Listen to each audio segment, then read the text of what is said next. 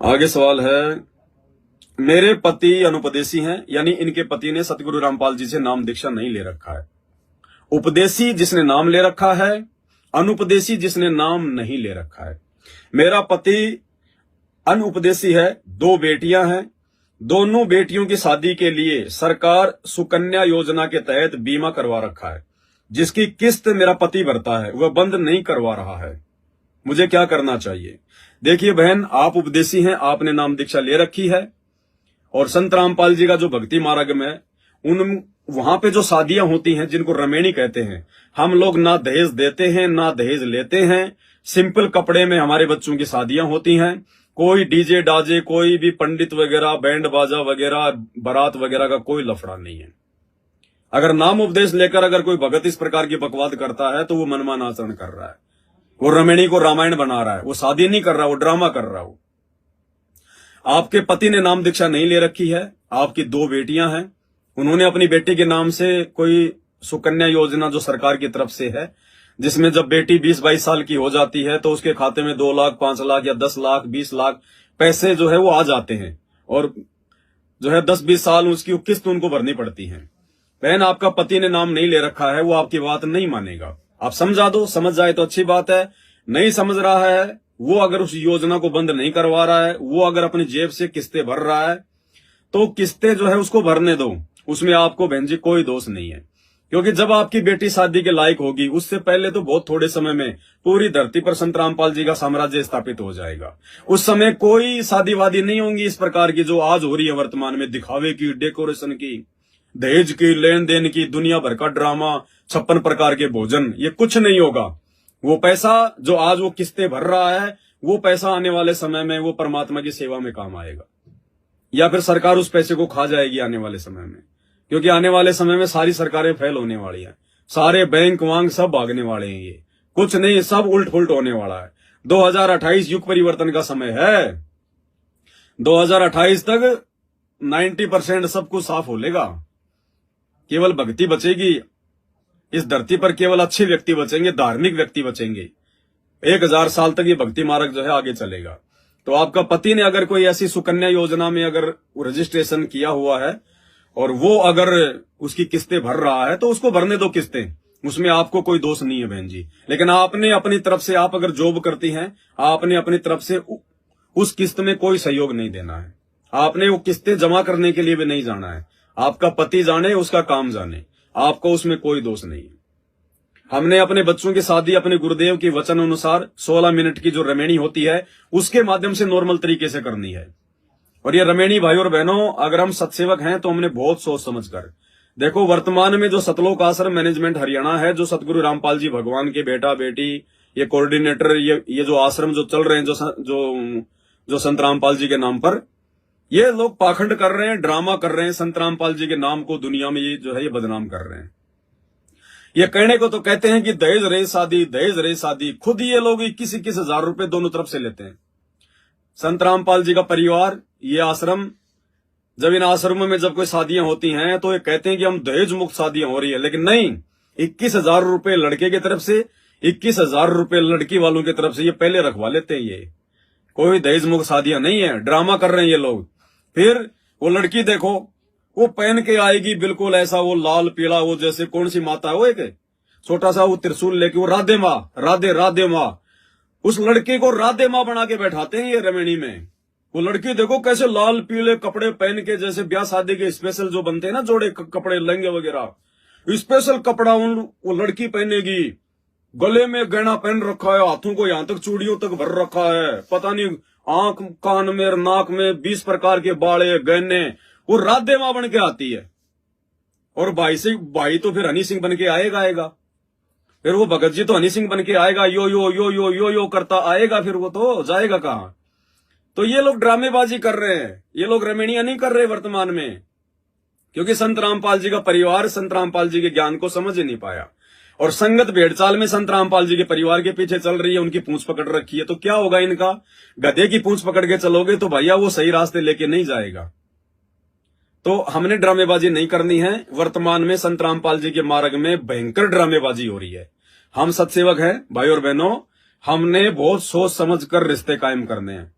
हमने जल्दबाजी में, देखा देखी में, जात पात को देख के, गोत्र को देखकर, धर्म को देखकर अपने बच्चों के रिश्ते तय नहीं करने। परमात्मा के दोषी हो जाओगे साध संगति से जुड़ने के बाद अगर तुमने गलती कर दी तो। हमने बिल्कुल भी नहीं देखना कि मैं जाट हूं और मैं चमार की लड़की को मैं कैसे लेके आऊंगा, या मैं चमार हूं पता नहीं जाट मुझे अपनी लड़की देगा कि नहीं देगा। नहीं, अगर आप गुरु जी की मर्यादा में हो और सामने वाला भी यदि सत्सेवक, अगर आप भी यदि वो सत्सेवक हो, तो कोई जात पात नहीं। परमात्मा ने बता दिया कि जात पात क्यों है, क्या है। कोई जाति पाति नहीं, कोई समाज का डर नहीं, कोई रिश्तेदारों का डर नहीं। वो बच्चे समाज ने पैदा नहीं किए, वो बच्चे रिश्तेदारों ने पैदा नहीं किए जिनकी हम रेमेडी कर रहे हैं। उन बच्चों का लालन पालन, उनकी जो है स्कूल की फीस, जब वो बीमार होते थे उनका मेडिकल, उनकी दवाई का खर्चा रिश्तेदार नहीं उठाते थे, आड़ोसी पाड़ोसी नहीं उठाते थे, जो हम उनकी बातें मानेंगे। हमने कोई लोक लाज में नहीं आना। पहली बात तो बहुत सोच समझ के रिश्ते हम तय करें, बहुत सोच समझ के। सत्सेवक है तो सत्सेवक के साथ ही रिश्ता तय करे, और सत्सेवक भी बिल्कुल वो होना चाहिए जो बिल्कुल मतलब दृढ़ हो। ये आंधी की तरह आने वाले, तूफान की तरह जाने वाले ये सत्सेवक नहीं है। बहुत सोच समझ के। बाकी दास की तो हाथ जोड़ के विनती है, प्रार्थना है, थोड़े समय की बात है, साल 2 साल की बात और है। जब तक सतगुरु रामपाल जी भगवान हिसार जेल से बाहर नहीं आ जाते हैं तब तक अपने बेटा बेटियों के रिश्तों को रोक के रखो। कोई रिश्ता मत करो किसी से, क्योंकि ये परीक्षा का समय चल रहा है। आज आपने सत्सेवक समझ के रिश्ता तय कर लिया, कल को आपने रमेणी कर दी, अगले दिन वो मैनेजमेंट के वहां बैठा हुआ मिलेगा, क्योंकि उसका मकसद केवल अपने बच्चे की शादी करनी थी। कुछ नहीं कहा जा सकता इस समय। आंख बंद करके किसी पे यकीन मत करना, चाहे कोई कितना साध संगति में आ रहा है, कितना अपने आप को सत्सेवक कह रहा है, कितनी वो सेवा कर रहा है। जब तक सतगुरु रामपाल जी भगवान हिसार जेल से बाहर नहीं आ जाते, जब तक हमारी ये परीक्षा का समय खत्म नहीं हो जाता, तब तक आंख बंद करके किसी पे भी यकीन मत कर लेना। किसी पर भी, मुझ दास पर भी भूल के यकीन मत कर लेना। दास हमेशा कहता है, दास जो भी शब्द बोलता है, जो भी शंका समाधान करता है, अपने होशो हवास में अपने गुरुदेव के ज्ञान आधार से करता है। फिर भी आपको लगता है कि ये गलत है तो उस बात को बिल्कुल नहीं मानना। मुझे इसमें कोई नाराजगी नहीं है किसी भी प्रकार की। मैं गलत हो सकता हूं, कोई बड़ी बात नहीं, मैं भी आपकी तरह जीव हूं, लेकिन आप लोगों ने बहुत सोच समझ के चलना है। तो अपने गुरुदेव के आने के बाद ही आप जी रिश्ते तय करेंगे तो ठीक रहेगा, क्योंकि वर्तमान में जो भगत है वो निर्भय हैं। वर्तमान में भक्तों को कोई डर नहीं है किसी प्रकार का। अरे आश्रम में अगर गुरुजी रहेंगे तो कम से कम नालायक को डर तो रहेगा कि यार कहीं जाके शिकायत ना लगा दे ये गुरुजी से। अब वर्तमान में भगत बिल्कुल निडर हो रहे हैं। ये सतलोक आश्रमों में देखो, आज रमेणी हुई, 6 महीने बाद में उस लड़की को छोड़ दिया, दूसरी लड़की को पकड़ लिया। क्यों? फ्री में रमेणी हो रही है, फ्री में रमेणी हो रही है। छोड़ दो, मर्जी आए तब छोड़ दो, मर्जी आए तब पकड़ लो। बहुत सारे एग्जाम्पल, बहुत सारी माता बहनों के दास के पास फोन आते हैं, रोती हैं। एक एक बच्चा उनके पैदा हो गया, एक बच्चा पैदा होने के बाद उनका भगत छोड़ के चला गया। ऐसे ऐसे मुकदमे हैं, क्या करें बेचारी, जल्दबाजी में शादी कर दी। अब आज वो रो रहे हैं, वो पछता रहे हैं, क्योंकि ज्ञान आधार था नहीं। तो भाई और बहनों, खुद सतगुरु रामपाल जी भगवान का परिवार देख लो। संत रामपाल जी के जेल जाने के बाद में संत रामपाल जी की 2 पोतियों की शादी हो चुकी है, 2 पोतियों की। और संत रामपाल जी सांसारिक तौर पर जाट परिवार से हैं, जाट हैं। संत रामपाल जी के परिवार ने खुद ने जो हमल की जाट परिवार में शादियां की है। यानी संत रामपाल जी का जो बेटा बेटी है, उन्होंने संत रामपाल जी के बेटों ने अपनी बेटियों की शादी, संत रामपाल जी की पोतियों की शादी जाट परिवार में की है, दोनों के जाट परिवार में। जबकि इन नालायकों को तो किसी नीची जाति में शादी करनी थी, अपनी लड़कियों की नीची जाति में शादियां करनी थी, जो संसार मानता है कि नीची जाति है। भक्तों के लिए कोई जाति ऊंची, कोई जाति जो है नीची नहीं है। लेकिन संत रामपाल जी के परिवार को तो स्पेशली एक ये उदाहरण पेश करना चाहिए था कि हमारा पिता जाति पाति को समाप्त कर रहा है, हमारे गुरुजी जात पात के बंधन को समाप्त कर रहे हैं, हम भी उनका सहयोग करें, हम एक उदाहरण बने। इन्होंने तो स्पेशली संत रामपाल जी की पोतियों की शादी नीची कास्ट में करनी चाहिए थी, लेकिन ये तो अहंकारी, मान बढ़ाई के भूखे जाट परिवार में शादियां की इन्होंने। सतलोक आश्रम मैनेजमेंट वाले भाई और बहनों, देख लेना, नजर उठा के देख लो आप। सतलोक आश्रम मैनेजमेंट से जुड़े हुए जितने भी लोग हैं, जो बड़े बड़े, जो मुख्य अपने आप को समझते हैं, भाई और बहनों, वो नीची जाति की लड़की लेके आ जाएंगे, क्योंकि उनके लड़कों की शादियां नहीं होती है, आवारा है, बेकार है, मर्यादा में है नहीं, भक्ति करते नहीं। वो नीची जाति की लड़की लेके आ जाएंगे अपने घर में, लेकिन वो अपनी लड़की को नीची जाति में नहीं देते ये लोग। ये लोग ये पक्षपात करते हैं, ये लोग ज्ञान को नहीं समझ पाए ये लोग।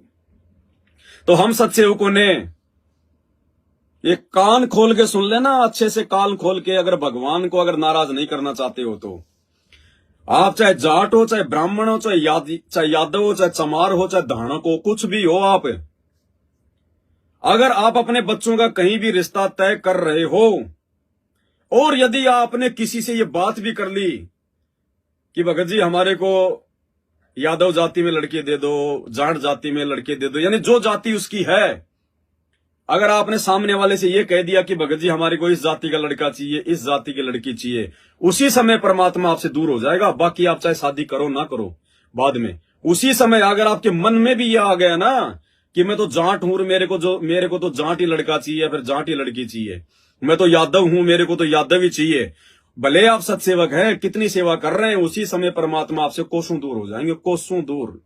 क्योंकि आप अपने भगवान का जो सबसे पहला नियम है आप उसको तोड़ दिया आपने। जीव हमारी जाति है, मानव धर्म हमारा, हिंदू मुस्लिम सिख ईसाई धर्म नहीं कोई न्यारा। और कोशिश करनी चाहिए हम सत्सेवकों ने, कोशिश करनी चाहिए हमने। आपने अपनी जाति में आपने शादी अपने बच्चों की जो करनी नहीं है। आपने मान लीजिए आप यादव जाति में, आप जाट जाति में, आप ब्राह्मण जाति में, आप सत्सेवक हैं, साथ संगति से जुड़े, आपने अपनी जाति में शादी करनी नहीं अपने बच्चों की, जानबूझ के नहीं करनी चाहिए। आपने दूसरी कास्ट में शादी करनी चाहिए आपने अपने बच्चों की, ताकि समाज में एक संदेश आ जाए। ये जो गलत जो परंपरा समाज में देखा देखी जो ये जुड़ी हुई है, हमने इसको तोड़ना है। मालिक कहते हैं छोड़ देना पछलियों की रीत, सतगुरु तारेंगे। तब तो हम भगत हैं और हम देखने लग गए भाई मेरी जाति की लड़की कहां मिले, मेरी जाति का लड़का कहां मिले। हम काहे के भगत हैं, हम ड्रामा कर रहे हैं। फिर हम सत्सेवक नहीं है, फिर हम संत रामपाल जी के भगत नहीं है, हम ड्रामा कर रहे हैं, ड्रामा। अरे संत रामपाल जी जब किसी को नाम देते हैं तो कोई जाति देख के देते हैं क्या कि मैं तो जाट जाति का हूं, मैं तो जाटों को नाम दूंगा, मैं दूसरों को मैं नाम नहीं दूंगा। अरे जाति नहीं जगदीश की तो हरिजन की कहां से होए, जात पात के चक्कर में उलझ मरो मत कोई। ये भगवान का नियम है, उनकी अटल वाणी है, मर जाओगे सूखे। ये परीक्षा होंगी हमारी। अगर हम भगत होके भी अगर उसी परंपरा में पढ़ेंगे तो परंपराओं को तोड़ेगा कौन है और किससे उम्मीद करेंगे? संत रामपाल जी भगवान। हम भक्तों ने ऐसी गलती भूल कर भी नहीं करनी है। भाई देखो, दास तो जानकारी दे सकता है, बाकी तो फिर परमात्मा है, वो तो अंतर्यामी, उसको पता है कि किसके मन में क्या चल रहा है, कौन क्या करेगा, उसी हिसाब से परमात्मा उसको नंबर देगा। रह जाओगे यहीं पे गधे कुत्ते सुअर बनते रहो। कल को फिर गधे बनोगे जब कुत्ते बनोगे, जब कोई जाति वाति देख के संबंध नहीं बनाओगे तुम। जब कल को जब हम लोग मतलब कुत्ते बन जाएंगे ना, तो कोई भी मतलब जाति देख के संबंध नहीं बनाएगा कि मैं तो जाट था, पिछले जन्म में आपको जाट कुतिया मिले तो ही मैं बच्चे पैदा करूं। नहीं भाई, जब वो समय आएगा ना, जब वो बच्चे पैदा करने का, तो जैसे भी कोई सड़ी गली भूसी काली पीली कोई भी कुत्ती मिल जाएगी, वही पे बच्चे पैदा कर लेंगे। उस समय ये जाति पाति नहीं दिखाई देंगे। फिर ये केवल इस मनुष्य योनि में काल ने ये जातियां लगा रखी हैं, अन्य योनियों में कोई जात पात नहीं है, कोई रंग भेद नहीं है। तो भाई और बहनों, भगवान को समझो, भगवान के मिशन को समझो, भगवान के ज्ञान को समझो। अरे हम भी उसी कुत्ते और गधे की श्रेणी में हैं, हम भी 84 लाख योनियों में, हम कोई अलग नहीं है। ये तो परमात्मा ने दया करके थोड़ी सी बुद्धि दे दी हमें ये भक्ति करवाने के लिए, नहीं तो आप और हम भी वही हैं। इंसान में जानवर में कोई ज्यादा अंतर नहीं है, जरा सा अंतर है, जरा सा। 300 रुपए का अंतर है, 300 रुपए का। ये 150 रुपए की टी शर्ट, 100 रुपए का लोवर है। 150 रुपए की टी शर्ट, 100 रुपए का लोवर, ये उतार दो। जानवर में इंसान में कोई अंतर नहीं है, केवल इस कपड़े ने इंसान को और जानवर को अलग कर रखा है? बाकी कोई अंतर नहीं है। अरे आप एक 50 रुपए की थाली में खाना खाते हो, जानवर जमीन पे पड़ा हुआ खा लेता है, खाली 50 रुपए का अंतर है। इंसान में और जानवर में खाली 50 रुपए का अंतर है। इंसान 50 रुपए की थाली में खाना खाता है, जानवर जो है जमीन पे पड़ा हुआ खा लेता है, बस। अरे इंसान एक मकान में सोता है, इंसान एक 4 दीवारी में एक बंद कमरे में जो हम लोग संभोग करता है, पति पत्नी संबंध बनाता है। जानवर खुले में कर लेता है, खाली एक दीवार का अंतर है और कोई अंतर नहीं है। एक पर्दे का अंतर है, इंसान में और जानवर में कोई अंतर नहीं है। बाकी बच्चे पैदा करना, खाना पीना, नहाना धोना, रोना चीखना चिल्लाना, कोई दर्द हो जाए, ये सब काम इंसान भी करता है, सब काम जानवर भी करता है।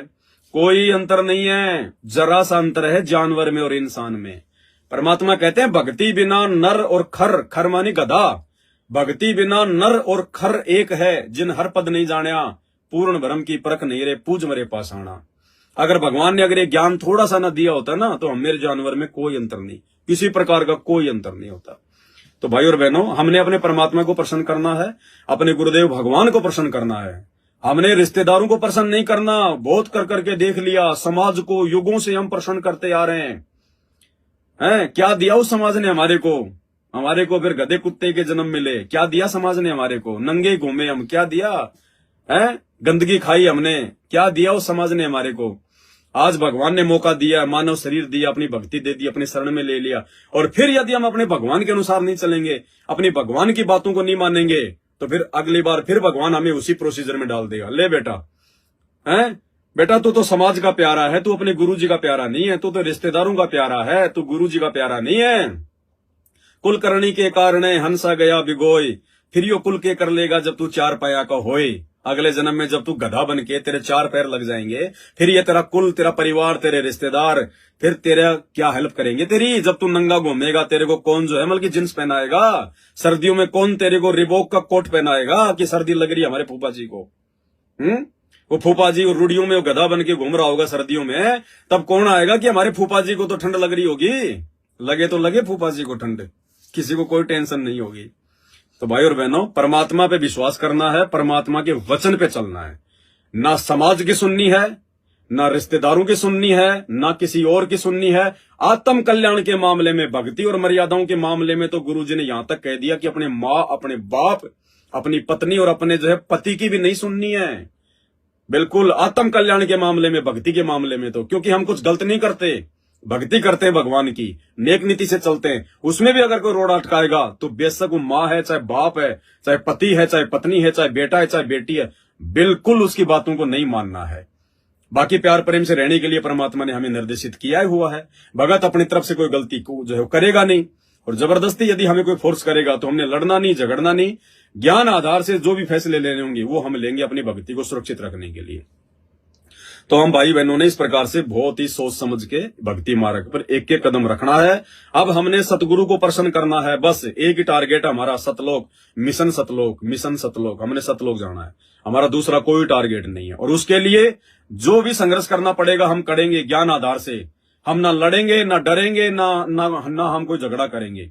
हमारे गुरुदेव ने हमें रास्ते बता रखे हैं, ये अनमोल तत्व ज्ञान इसीलिए दिया है, बच बचाव के लिए। हम उन रास्तों को अपनाएंगे। परमात्मा कहते हैं जैसे कोई पागल कुत्ता होता है, तो पागल कुत्ते से आमने सामना नहीं किया जाता, लड़ा नहीं जाता, जो बचाव का रास्ता होता है वो हमने अपनाना है। तो इसी प्रकार जो रिश्तेदार, जो समाज वाले, जो घर परिवार वाले, जो हमारी मर्यादाओं के खिलाफ हैं, जो हमारी भक्ति के खिलाफ हैं काल प्रेरणा से, तो हमने उनके साथ में लड़ना नहीं, झगड़ना नहीं, मारपिटाई नहीं करना। हमने बचाव करना है कि भाई इन पागलों से हम कैसे बचें, कैसे अपनी मर्यादा को जो है वो सुरक्षित रखें।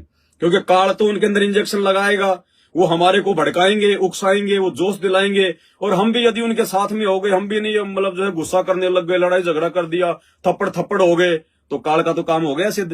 काल यही तो चाहता था कि ये एक बराबर हो जाए, दोनों बराबर हो जाए। तो फिर हमारे को भगवान ने ज्ञान क्यों दिया? आवत गाड़ी एक है, उल्टा होय अनेक, कहे कबीर ना उल्टी हो रहे एक की एक। कबीरा आप ठगाइए और न ठगिए कोई, आप ठगाई सुख होता है और ठगे दुख होय। जो तो को काटा बोवे ताको बो तू फूल, तो ये फूल के फूल हैं वाको है त्रिशूल। एक शत्रु एक मित्र है, भूल पड़ी रे प्राण, यम की नगरी जाएगा शब्द हमारा मान। तो भगवान ने हमें क्यों बताई ये सारी बातें? रोज हमारे को नित्य नियम गुरुदेव भगवान जो है पढ़ने के लिए क्यों देते हैं? हमारी रोज परीक्षा होती है। गुरुदेव को पता है कि हमारी रोज परीक्षा होगी। ये ज्ञान लेने के बाद, इन नियम मर्यादाओं को निभाने के चलते सब लोग हमारे से जो है वो शत्रु हो जाएंगे, हमारे दुश्मन हो जाएंगे, क्योंकि उनको ज्ञान नहीं है। इसलिए बात बात पर हमसे वो टकराएंगे, वो अड़ेंगे, वाद विवाद करेंगे, मनमुटाव करेंगे। तो रोजाना जो नित्य नियम जो पढ़ने के लिए हमें गुरुजी देते हैं, ये भक्ति बोध पुस्तक है, वो इसीलिए देते हैं कि बेटा तेरी रोज परीक्षा होती है, रोज, और तुमने उन परीक्षाओं में कैसे पास होना है। इस पुस्तक में उन वाणियों के माध्यम से परमात्मा हमें रोज आदेश दे रहे हैं कि तुमने ये करना है, तुमने ऐसे करना है, तुमने ऐसे रहना है। और हम खाली इसको पढ़ लें, वाणियों पे ध्यान दे नहीं। कोई एक गाली दे तो हम चार गाली निकाल दें, एक थप्पड़ मारे तो हम चार मार दें, तो फिर हम भगत नहीं है, हम अपने गुरुदेव के आदेशों को फॉलो नहीं कर रहे। ये आदेश है सारे परमात्मा के। तो इस प्रकार सत्सेवक भाई बहनों ने बहुत ज्यादा सोच समझ के चलना है। और दूसरी शंका है बहन की कि मेरा पति अनुपदेशी और सरकारी राशन लेकर आता है, तो क्या करें, खा सकते हैं क्या? बहन जी, आपने राशन नहीं लेके आना है, आपका पति लेकर आता है। तो आपका पति तो चाहे भाई कहीं से भी लेके आए, आपका तो काम है खाना उसको बना के देना और खुद अपना पेट भरना। तो आप खाना बनाओ, खाना बना के दो। आप जब भी भोजन करो अपने गुरुदेव भगवान को छोटी भोग की आरती के साथ में भोग लगा लो। खड़ा होके भोग नहीं लगाने देता है, उसने कोई दरबार नहीं लगाने दिया हुआ, तो कोई बात नहीं। अपना भोजन बनाते बनाते जो पहली रोटी जो आप बनाती हो, आप जो पहली रोटी बनाओ ना, उस पहली रोटी को अलग से निकाल के रख दो। थोड़ी सी सब्जी अपनी गैस के पास में रख दो, छुपा के रख दो, उसके ऊपर कोई और डाल दो जो है वो कोई प्लेट। और खाना बनाने में आपको 10-15 मिनट तो लगेंगी। खाना बनाते बनाते परमात्मा का मंगलाचरण करो। उसके बाद में आज लग गया साहिब को भोग, दिन के टुकड़े पानी का 10 मिनट का शब्द, अपना शब्द भी गाते रहो और परमात्मा की अपनी चपाती भी बनाती रहो। मालिक को भोग भी लग गया, सारे काम हो गए आपके। बहुत आसान है बहन जी, सहज मार्ग है। जरूरी नहीं है कि हमने थाली वाली में सजा के और अपने दरबार में जाके ही भोग लगाना है। वो भोग तो जो है उन लोगों ने लगाना है जिनके घर में कोई दिक्कत नहीं है, जिनका कोई विरोध नहीं करता है, जिनके घर में मालिक का जो अमल की दरबार लगा हुआ है। बाकी विशेष परिस्थितियों में यदि आपको कोई भक्ति नहीं करने दे रहा, बहुत सारी माता बहनों के फोन आते हैं कि हमारा पति गुरुजी की फोटो को फाड़ के फेंक देता है, दरबार नहीं लगाने देता। उन माता बहनों के लिए दास कह रहा है वो इस प्रकार की विधि अपना सकती हैं।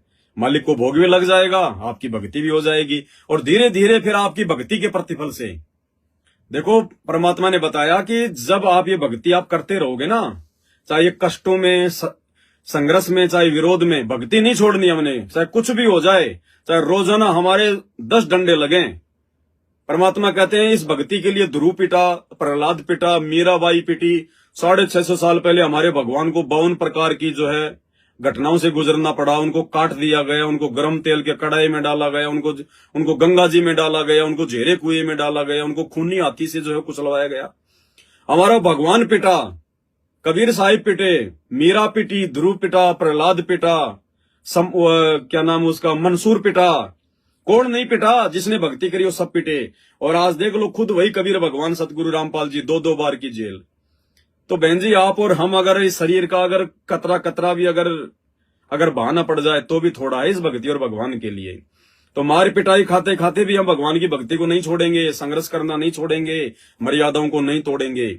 और फिर देखना एक दिन वही हमारा विरोध करने वाला, चाहे वो पति हो, चाहे सास ससुर हो, चाहे कोई भी हो बहन जी, वही एक दिन परमात्मा, अगर वो अच्छी आत्मा होगी तो उसके ऊपर आपके द्वारा की जा रही भक्ति का सूक्ष्म असर होगा।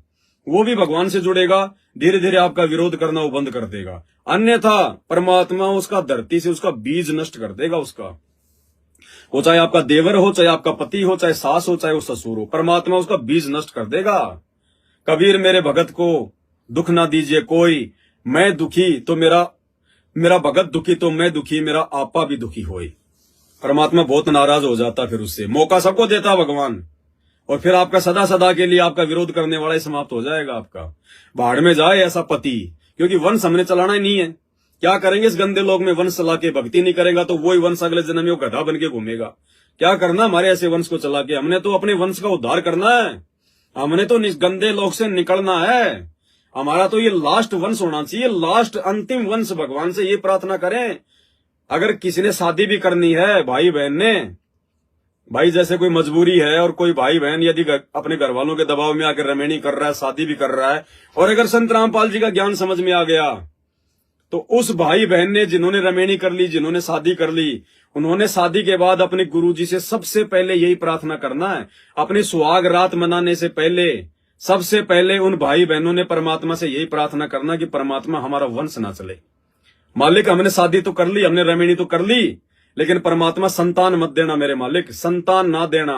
शादी हो गई अच्छी बात है भाई, चलो वो बेचारी अपने जो है घर का काम संभालेगी, उसके लिए खाना बनाएगी, उसके कपड़े धोएगी। भगतमती जो होती है भगत का, वो घर का काम आसान करेगी। भगत उसके लिए जो है मतलब के खाने दाने का इंतजाम करेगा, नौकरी करेगा, मेहनत करेगा, मजदूरी करेगा। तो जीवन हमारा जो है मतलब थोड़ा वो आसान हो जाएगा, भक्ति हमारी आसान हो जाएगी एक दूसरे के सहयोग से। ठीक है, तो इसलिए शादी तो ठीक है हो गई, कोई दिक्कत नहीं, लेकिन भाई और बहनों शादी के बाद भगवान से अरदास यही करना, अगर ज्ञान हो गया तो कि भगवान ना बेटा देना ना बेटी देना, परमात्मा वंश ही समाप्त कर देना। बस परमात्मा हम दोनों अपनी भक्ति करें और अपना आत्म कल्याण करें, हम अपना पीछा छुड़वाएं। ये मतलब ये हृदय से भगवान से ये प्रार्थना होनी चाहिए। बाकी भगवान की मर्जी है, परमात्मा अपनी आत्मा भेजना चाहेगा तो भेज देगा, और परमात्मा अगर फिर कोई संतान देगा आपको तो फिर वो संतान आपको दुखी नहीं करेगी, वो संतान आपको परेशान नहीं करेगी, वो संतान फिर आपके वो संस्कार की संतान नहीं होगी, वो आपके कोई ऋण संबंध वाली संतान नहीं होगी। वो जब आप ये प्रार्थना कर लोगे कि भगवान अब हमारा बीज नष्ट कर दो, मालिक कोई वंश हमारा बिल्कुल ना चलाना, कोई बेटा बेटी ना देना, परमात्मा रमणीत हो गई लेकिन संतान ना देना, तो आपके भाग्य में अगर कोई बुरी संतान भी आनी थी, अगर कोई बुरा बेटा बेटी भी आनी थी जो आगे चल के आपकी भक्ति में आपके बाधक जो है वो बन जाते, या फिर पैदा होते 6 महीने बाद में उसको मरना था, कोई ऐसा उसका संस्कार था, आपको भी दुखी करता, हॉस्पिटल में वो भी दुखी होता, आपका पैसा भी बर्बाद होता। जब आप इस प्रकार की प्रार्थना अपने गुरुजी से शादी के बाद में करोगे तो परमात्मा आपकी उन औलादों के संस्कार को काट देगा, और परमात्मा अपनी मर्जी से अपनी आत्मा को फिर आपके जो है वो घर में भेजेगा आपके संतान रूप से। फिर वो ना कभी आपको हॉस्पिटल में दुखी करेगी, ना वो बड़ा होकर आपकी भक्ति में बाधक बनेगा, क्योंकि वो मालिक की आत्मा पिछले जन्म का अंश है, वो भक्ति करेगा, आपकी भी सेवा करेगा, अपना भी आत्म कल्याण वो करवाएगा।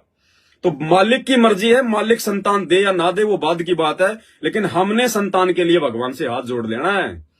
भाई और बहनों, ये बातें आपको साथ संगति में सुनने को मिलेंगी, बाकी ये बातें आपको कहीं नहीं मिलेंगी, क्योंकि साथ संगति में जो भी शब्द निकलते हैं परमात्मा की प्रेरणा से निकलते हैं। मैं इस प्रकार की बातें कोई पहले कोई लिख कर या कोई सोच कर नहीं बैठता हूं, ऑटोमेटिक परमात्मा मुंह से निकलवाता है कि अब आगे हर भगत भाई का जब वो रमणी करें तो सुहाग रात से पहले उनकी सबसे पहले उन दोनों को मालिक के दरबार में जाके उनको दंडोत करके यही प्रार्थना करनी है कि भगवान संतान ना देना, वंश मत चलाना, परमात्मा बीज नष्ट कर दो मेरे मालिक, और हमारा भी उद्धार कर दो इस गंदे लोक से, हमें जड़ से समाप्त कर दो, परमात्मा निकाल दो, हमारा मोक्ष कर दो। ये हमारी सबसे पहली प्रार्थना भगवान से होनी चाहिए रमणी के बाद में। बाकी फिर मालिक की मौज है, परमात्मा संतान दे या ना दे वो फिर वो प्रसाद होगा परमात्मा का, वो नेक संतान होगी, वो आपको दुखी नहीं करेगी, ना वो संतान दुखी होगी कभी, वो फिर बाद की बात है। तो बहन जी अगर वो राशन लेके आते हैं तो कोई दिक्कत नहीं है, आप उनको खाना बना के दो, आप भी अपने भगवान को भोग लगाओ और अपनी भक्ति करो मालिक की।